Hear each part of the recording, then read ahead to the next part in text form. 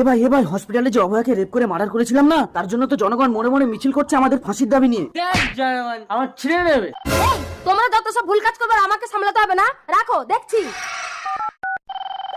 কিন্তু madam postmortem report. তুমি কি প্রমোশন চাও না অফিসার? ঠিক আছে ম্যাডাম, তাহলে এই রেপ কেসের ফাইলটা পুরো ক্লোজ করে দিচ্ছি। অফিসার, ও যদি আপনার বোন হতো। ননসেন্স, আমার কোনো বন্টন নেই। আপনারা যান যান, বাইরে যান, যত সব। দাদা দাদা, এই কে? আমি অভয়া।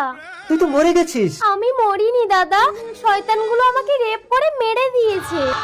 অভয়া, ম্যাডাম আপনি এক্ষুনি আসুন, আপনার পুলিশ আমাদেরকে ধরে জেলে ঢুকিয়েছে।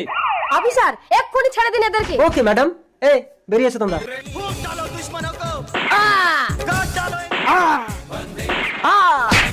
এইভাবে আমরা যদি সকলেই সচেতন হই তাহলে আর কোনো অভয়াকে এভাবে মরতে হবে না। পুলিশ মানেই ন্যায় যোদ্ধা, অন্যায়ের কাছে কখনোই পরাজয় স্বীকার করবো না।